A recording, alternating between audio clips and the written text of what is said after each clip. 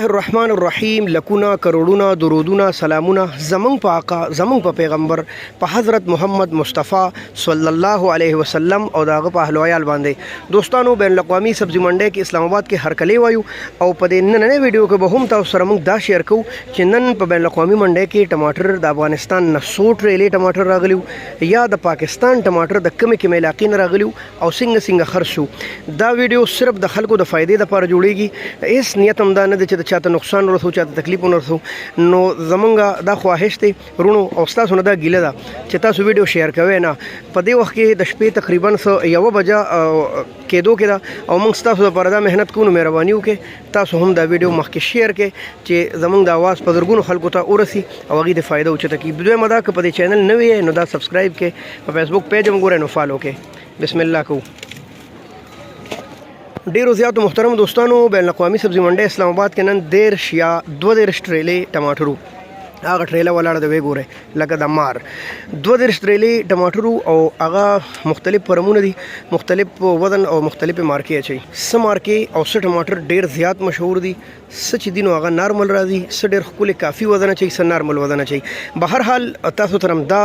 مقصود د خبره چې دا تاسو وینئ دا جاله نو دا چې تاسو ته دونه ډکه جاله نو د کی به دا به 20 کیلو وزن خي خو کدا تاسو خالی کې نو دا به اتوماتیک نورلسنیم کیلو وزن شي دغه شان چې د کمی جاله وزن پتل باندې 10 کیلو وي نو چې کله تاسو خالی کې نو هغه 13 کیلو پای کې پاتې شي یا 13 کیلو دغه شان چې د کمی جاله 13 کیلو وزن نو هغه دغه کیلو نیم کیلو دا د کاغذ پلاستیک او جاله سره د دې وزني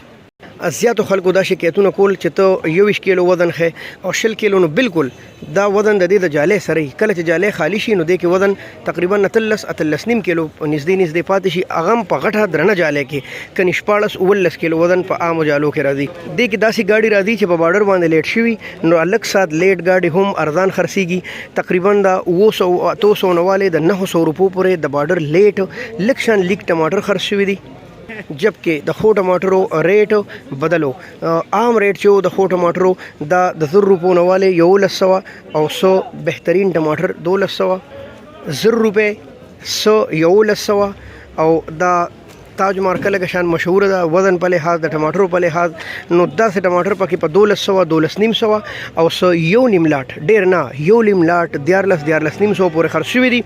دویمه درته مې دا خاص دغه در رسو چې دا تاج فارم ټماټر چې تاسو کوم وینئ دا نن ډومبي گاډي په لاور کې خرڅ شوی دي او لاوریان ول ډیر مینه ورکړه ماشاءالله تقریبا 1500 نواله د 1400 روپو پورې دا نن په لاور کې خرڅ شوی دي نو بیا درته وایم دا یو دغه تاج مارکه صرف لګ ګرانه خرڅيږي ځکه چې ټماټر وزن او ټماټر سره خلې هات سره او پلاور کې ګرانه خرڅ شوی دا دلته چې نو 1100 روپو نواله 1200 نیم سو دا عام خرڅیدل خ ټماټر اکا دوکا پکې 1400 کې هم خرڅ شوی دي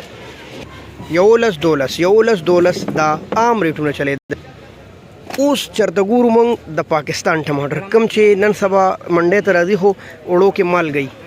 پاکستانی ټماټر بهر خلک نور ورتيون لراغلي سپته نشته زمونږ په دکان کې د شپږو سونواله د 9.5 روپو پورې او 1 دوکا خلاټ پکې په 100 روپے باندې خرڅو خو ډیر زیات کم دی وخت کې په تمام ګرون کې کتا سره ټماټر د ډيري ویني او د دیوالونو ویني نو دا صرف او صرف د کابل ټماټر دي پاکستانی ټماټر نه دارد لکه نشته او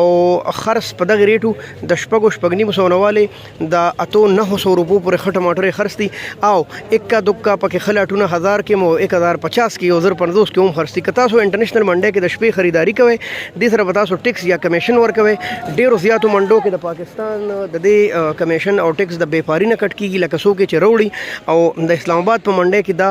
د غاک نه کټ کیږي ډیره مننه شکریا الله پامان پاکستان زندہ باد